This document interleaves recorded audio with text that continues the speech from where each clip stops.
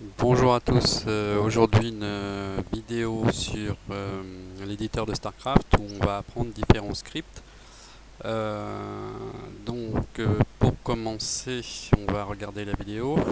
Vous avez là des Banshees, une forteresse, des rôdeurs, un ultralisque, des hydralisques, un Zerg, un Cafard, un Marines, un VCS, des artefacts Protoss. Dans ce Dans ce tuto, on va apprendre à créer un objectif primaire, un objectif secondaire, un timer et à créer des scripts pour des groupes d'unités. Vous voyez par exemple, si je clique sur les Banshees, elles sont toutes sélectionnées. C'est donc un groupe d'unités, pareil pour les rôdeurs et pour les hydralisques. On va déjà regarder ce que ça donne en jeu et puis voilà. Donc la map se charge. Et vous allez voir à gauche l'objectif principal, l'objectif secondaire, et à droite, voilà, je mets mon Marines à l'intérieur, il va tuer le Cafard, ça va afficher ici un timer qui en reste en 3 secondes. On va avoir deux maraudeurs qui vont se spawn, voilà, l'objectif tuer le Zerg est fait puisque le Zerg est mort. Ici on a un skill qui dit à l'Australie de attaquer la forteresse, pareil pour les rôdeurs, les Banshees qui doivent attaquer les rôdeurs, puis ensuite patrouiller, ce qui est le cas là. Les Banshees maintenant, vous voyez le groupe qui arrive ici, font une patrouille sur un point qui est ici invisible dans le jeu mais qui est le point 02. Le timer maintenant s'est arrêté et donc on a bien nos deux maraudeurs qui ont été spawn, mais celui-là a perdu un peu de vie. Le deuxième objectif, c'est donc l'objectif bonus, l'objectif secondaire, et le but c'est de ramasser les deux reliques avec n'importe quelle unité du joueur. Et ensuite, ça va valider l'objectif et donc créer le jeu, fermer le jeu et mettre une condition de victoire. Voilà, donc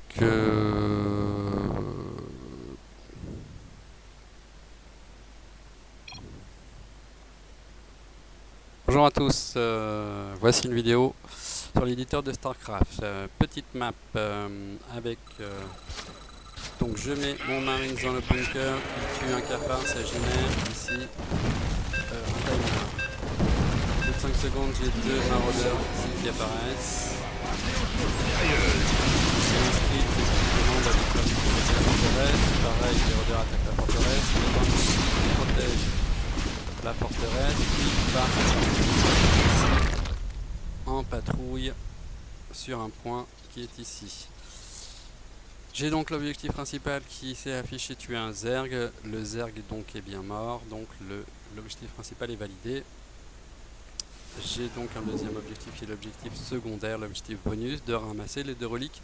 Et je veux le faire avec n'importe quelle unité du joueur, donc que ce soit le maraudeur ou le VCS. Je vais donc aller chercher les reliques. Voilà, l'objectif bonus est terminé, le jeu se termine en mode victoire. Maintenant on va étudier les différents scripts pour réaliser ce type de map. Alors désolé si le micro est pas terrible, pour l'instant je fais avec ce que j'ai.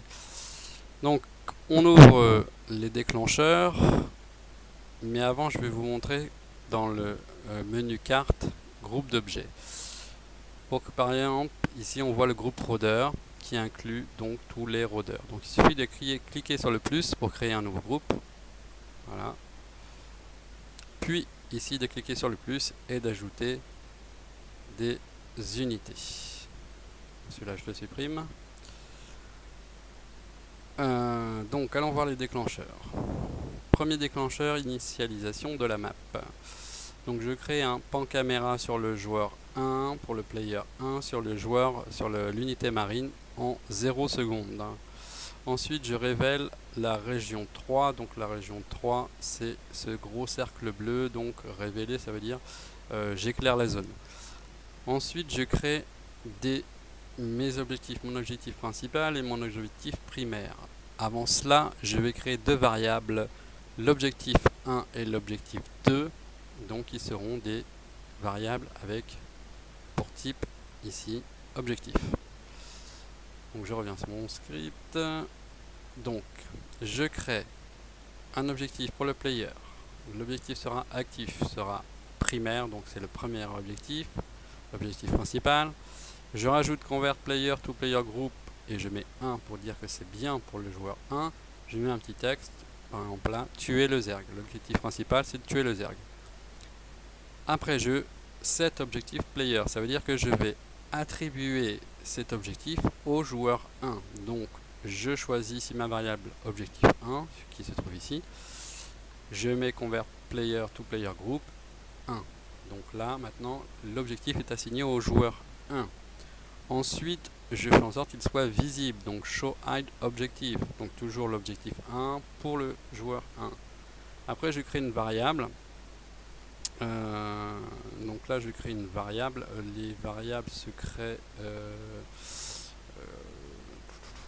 quand vous faites CTRL R, à chaque fois que vous voulez ajouter une action, que ce soit une variable ou autre, il faut faire CTRL R et ça ajoute une action. Donc je crée une variable, donc en expliquant que l'objectif 1 est égal au dernier objectif créé. 3 secondes plus tard, de temps réel, donc wait 3 real time second, je crée l'objectif secondaire, donc toujours le même principe, create objective for player, active, je le mets en secondaire, convert player to player group 1, donc c'est pour le player group 1, pour le joueur 1 pardon. Je l'associe au joueur 1, donc mon objectif 2, attention de bien mettre l'objectif 2 maintenant, on est sur l'objectif 2 pour le joueur 1. Je le montre l'objectif 2 au joueur 1 et je crée ma variable qui dit que l'objectif 2 sera le dernier objectif créé. Entre temps j'ai ici un petit ordre, issue order, où j'indique à l'unité ultralisk d'aller attaquer la forteresse. D'accord. Donc par contre vérifiez bien ici à avoir order targeting unit. Si vous voulez attaquer une unité, c'est targeting unit. Si vous voulez attaquer un groupe, c'est targeting unit group. Si vous voulez attaquer un endroit précis, c'est targeting point, et ainsi de suite. Voilà. Retournons maintenant dans les objectifs. Donc j'ai créé un autre script, c'est un déclencheur pour l'objectif 1 qui dit que l'ordinateur va vérifier toutes les secondes de temps de jeu. Si le zergling is alive égale faux, c'est-à-dire si le zergling est mort, à ce moment-là, cet objectif state, ça veut dire donner l'état de l'objectif, l'objectif 1 est égal à compléter. Donc il est complété, donc validé. Pareil pour l'objectif 2, toutes les 1 seconde, le jeu vérifie les différentes conditions. Donc là, j'ai une condition qui dit que l'élément psyprotos qui se trouve dans la région 2 égale faux. Donc on a unit une région. Ça veut dire qu'il doit vérifier si l'unité élément psyprotos n'est plus, donc égale faux, n'est plus dans la région 2, et donc and et que l'élément psy de la région 1 n'est plus dans sa région, à ce moment-là seulement l'objectif 2 est complété. On est bien sur l'objectif 2. Ça veut dire que, si on prend le script suivant, que si n'importe quelle unité, donc unit enter live region, any unit, ça veut dire n'importe laquelle, enter region 1, donc ça veut dire entre dans la région 1, condition, donc owner of unit, trigger unit égale 1, ça veut dire l'unité est possédée par le joueur 1. Donc, l'unité est possédée par le joueur 1, n'importe quelle unité rentre dans la région 1, je joue un petit son et je remove unit, c'est-à-dire j'enlève l'unité élément psy du jeu. Pourquoi? Tout simplement pour faire croire que l'objet a été collecté par le joueur, donc je le retire du jeu. Pareil pour la région 2, pour le deuxième élément psyprotos. Donc voilà, donc quand ces deux scripts, quand le personnage, le joueur a amené une de ses unités dans les régions 1 et 2 et qu'il a récupéré les éléments psyprotos, l'objectif 1, donc les conditions sont bien remplies et donc les objectifs passent en mode complété et donc validé. Ensuite, j'ai créé donc un timer. Un timer, c'est un chronomètre. Donc pour cela, au départ, on crée deux variables. Timer 1 qui est le chronomètre. Donc ici, type chronomètre. Je change la valeur initiale par new timer. Donc il suffit de double-cliquer ici. Là, je vais dans fonction, je choisis new timer. Après, je crée une autre variable timer02 qui elle sera la fenêtre du chronomètre. Donc on met ici non plus chronomètre mais timer Windows. Et la valeur initiale reste no timer Windows. Donc création du chronomètre. L'unité contrôla die, ça veut dire meurt, l'unit die. Donc quand le cafard meurt, je crée la variable start timer. Donc je démarre le chronomètre qui est donc timer 01. Je vais chercher ma variable ici. Donc quand je clique, je vais dans variable, je vais chercher mon chronomètre. Ok. Donc one shot ou repeating, one shot veut dire une fois. Donc je démarre un chronomètre une fois, un chronomètre de 5 secondes en temps réel. Ensuite, je crée la fenêtre du chronomètre, Create Timer Windows, toujours pour le même chronomètre, Timer 01. Je lui mets un titre temps restant. J'aurais très bien pu marquer vague d'attaque dans ou je sais pas, enfin bref, vous mettez ce que vous voulez. Donc là c'est temps restant du chronomètre. Hein, on est sur un compte à rebours en fait. Hein. On est plutôt sur un compte à rebours. On parle de chronomètre, mais en fait on est sur un compte à rebours. Je rajoute une variable. Donc encore une fois, hein, pour ajouter une variable, par exemple si je clique sur action, je vais dans variable. Je trouve cette variable. Voilà. Si vous ne la trouvez pas, vous tapez 7 et puis variable, vous voyez, vous la trouvez ici. Bon, moi je ne la fais pas puisqu'elle est déjà créée. Donc dans cette variable, je vais dire que le timer 2, donc non plus le chronomètre, mais la fenêtre de chronomètre est égale à la dernière fenêtre de chronomètre créée. Last created timer Windows. Ensuite, je rajoute du son, c'est-à-dire qu'à chaque fois, on va passer de 5, 4, 3, 2, 1, 0. Donc à 5 bip, je laisse une seconde de temps réel pour faire comme dans un vrai chronomètre. Je fais un deuxième bip, un troisième bip, etc. etc. Bip, bip, bip, bip, bip, 5 fois. Et à la 6e fois, je mets un son de type alerte pour dire que le chronomètre est terminé. J'attends 2 secondes de temps réel. Et là, je crée une variable, un déclencheur qui dit une action Destroy Timer Windows, donc détruire la fenêtre du chronomètre et lequel, donc Last Created Timer Windows, donc le dernier créé.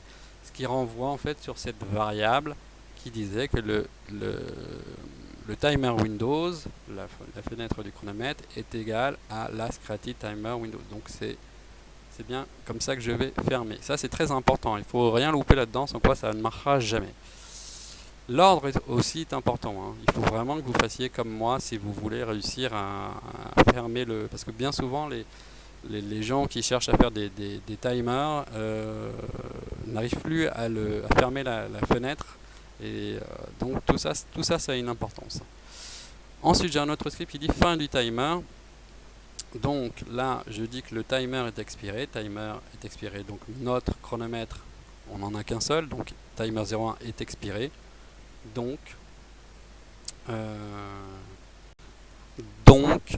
maintenant, je lui demande de créer deux maraudeurs pour le player 1. Donc create unit tracing point, ça veut dire créer deux unités faisant face à un point. Donc créer deux maraudeurs pour le joueur 1 ou point 1. Faisant face aux marines. Donc voilà, c'est-à-dire qu'ils vont regarder vers le marine. Voilà pour les timers. Pour les victoires, donc je lui demande de vérifier chaque seconde de temps de jeu. Donc periodic event, duration 1 second, game time, donc temps de jeu. Les conditions, c'est objective state, donc l'état de l'objectif, est-ce qu'il a été complété ou non. Donc Si l'objectif est complet, l'objectif incomplet est and, c'est est, le deuxième objectif est complet, donc là, si l'objectif principal et l'objectif secondaire sont complétés, à ce moment-là, tourner le jeu Endgame for Player 1, ça veut dire mettre le jeu en victoire pour le joueur 1, montrer les dialogues, montrer ou cacher la fenêtre des scores. C'est vous qui choisissez. Et donc la défaite, c'est à peu près le même principe, de vérifier toutes les 1 seconde de temps de jeu, que le Marines, là on a Marines is alive égale faux, ça veut dire que le Marines, vérifier que le Marines n'est plus vivant, n'est plus en vie, et donc là, tourner le jeu Endgame for Player 1 en défaite pour le joueur 1, en montrant les dialogues et en cachant la fenêtre des scores. Voilà, hein, donc je vais essayer de joindre ce fichier à ma vidéo. Si vous suivez bien l'ordre, c'est vraiment important de bien mettre ici les bons paramètres pour le chronomètre.